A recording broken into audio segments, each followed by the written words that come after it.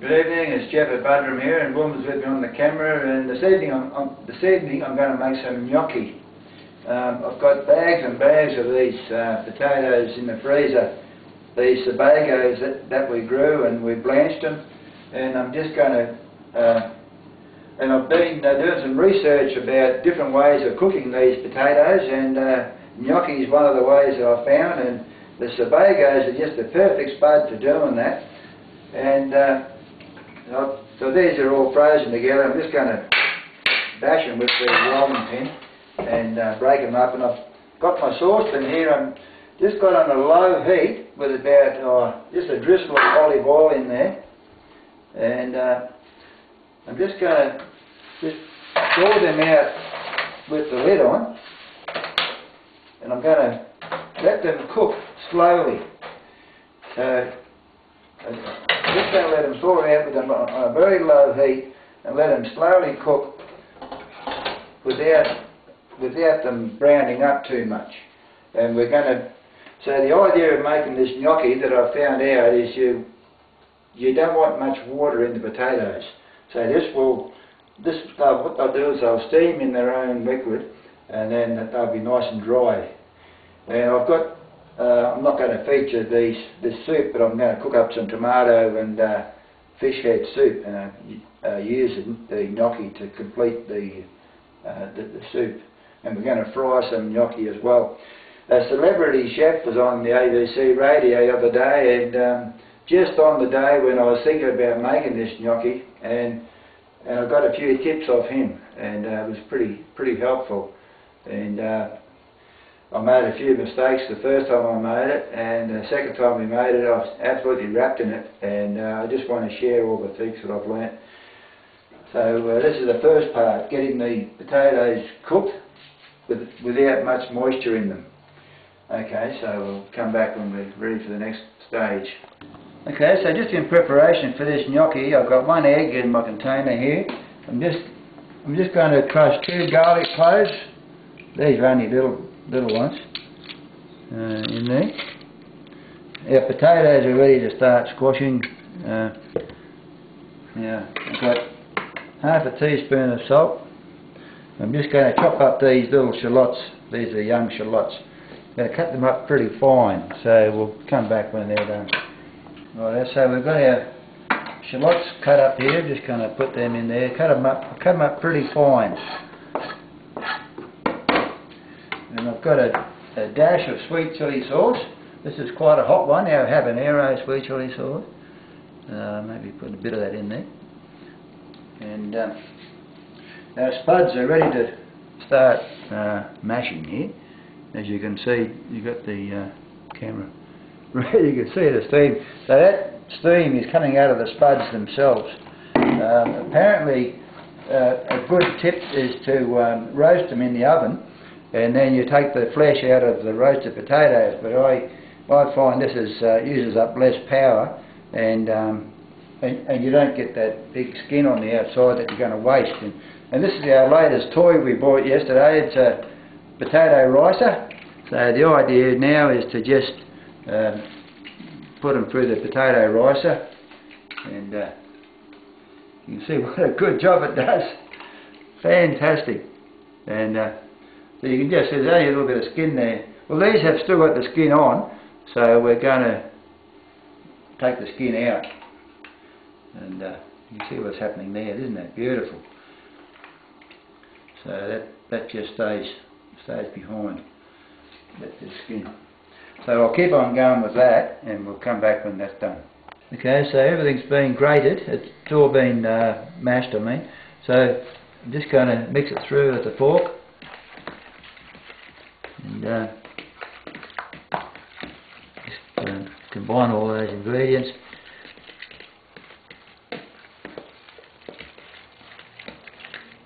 Now, the flour that we're going to use is only a small amount.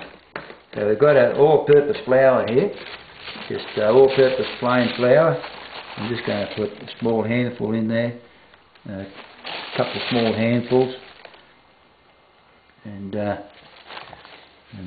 just going to sort of knead it together, and we'll come back when Get it. So we've brought it all together and we've sort of kneaded it roughly. We don't want to knead it very much, just enough to sort of mix it together. And we haven't got a huge percentage of flour in here, but you do want some flour. You do want some flour in there to help to bind it together. So you're continually putting flour on everything that you do here when you're making this gnocchi. So I'm just going to cut it in half, and I'm just going to put the other bit in there. So what you're going to do is flour again, and we're just going to roll it out like a sausage, I guess. And you're just going to be gentle with it. Just going to make it. We can make a real thin sausage, or we can make a thick one. So I've made a thick one, and it doesn't really matter. Yeah, it's not a beauty contest. So what I'm going to do is put flour on everything, even on my knife, and just kind of cut these little discs, and like that, and flour again. Just going to make them into a little ball in my hand. I'm going to do an inside out fork caper. You just do that with your fork. Now I've got flour in there again. I'm just going to lay them in there, and the same thing goes. Just going to more flour. The same thing goes there. You just pat them together and just do the inside out fork caper. And so I haven't got the knack of doing the fork on the outside, so I do it on the inside. So I'm just learning as I go.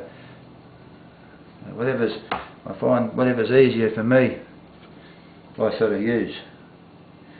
And I've cut my, as you can see, I've cut my shallots pretty fine, so that it blends in with it. You get that nice little colour. There's a little bit of chilli colour coming out. There's little bits of flecks of red in there from the chilli. So in the meantime, I'm going to put a saucepan of water on the stove with about a tablespoon of salt in it. Probably much the same as what you would if you're going to cook pasta, I guess. And we'll come back when we're ready to cook it. And our water's boiling, and I'm just going to pop them in one at a time. And so you need a bit of, this is where your egg and a bit of flour comes in handy. You do need some flour in there, but you don't want to overdo the flour. So you're just going to pop them in there one at a time, and wait for them to rise to the surface, and then they're cooked. I've got another saucepan here with some cold water in there. I'm going to drop them straight out of, as soon as they rise to the surface, I'm going to pop them straight in the cold water. So we'll come back and these are just all floating to the surface now, or just starting to float to the surface. So I'm just going to take them out and put them straight into cold water, and that's to stop them cooking, isn't it? Yeah, it stops the cooking process. So we'll come. Although we're running out of time here now, so I've just got the oil on fairly hot temperature here, and I'm just going to put enough on for the two of us to have some nice fried gnocchi, and we'll come back when it's cooked. Okay, so I'm just putting about half a dozen back into this tomato and fish head soup. And what's that white thing there, woman? I wonder. Anyway, so now I forgot to mention that we're cooking these in olive oil in the fry pan here, so we'll come back when it's done. Okay, so this is our gnocchi. We dished up what was in the soup, and we've got some to go in the refrigerator, so they'll keep in the refrigerator overnight. And this is our pan fried gnocchi. They're absolutely beautiful. They're nice and tender and soft and squishy and beautiful. Anyway, we've got to say goodbye now. Time's running out, so all the best now. Bye for now. Cheers. Running out.